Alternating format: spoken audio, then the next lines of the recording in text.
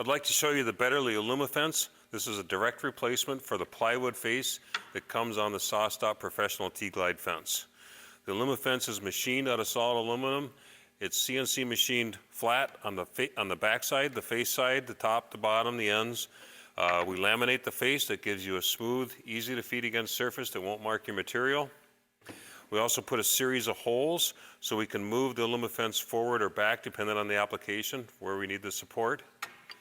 You can simply remove the plywood face from the fence, use the same bolts to fasten the AlumiFence in place. It's 42.5 inches long.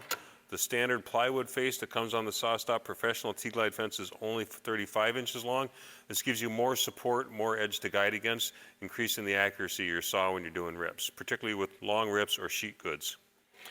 We also have the option of using a knob kit to fasten the AlumiFence in place when it's on the table. This makes it easy to align the face up and down. If I'm doing a narrow piece, say I'm cutting a thin piece of laminate, I can push the face down tight to the table. I don't have to worry about my laminate slipping or catching on the bottom edge of the fence. For most operations, I like to lift it up. I can put a spacer under there, tighten the face in place. Now when I move my fence, the face doesn't drag on the table. It also prevents splinters and so forth and debris from catching on the bottom of the fence and disrupting your rip. When ripping on a table saw fence, a taller fence makes it difficult sometimes on narrower rips. It limits your access. So for instance, 1.25 inches with the guard in place, I really have no way to get in there with a push stick and push my material through. So we have an optional sub-fence. This just drops over the AlumiFence. This is machined 2 inches wide. We just add 2 inches to our cursor mark.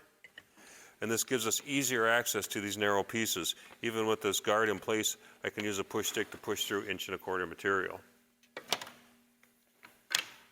The sub-fence is held tight to the table and won't flex because it has magnets in it. They also make it easy to store that face on the other side of the fence. That allows you to keep your push stick, your pencils, whatever, on top of the fence without them rolling off to the side.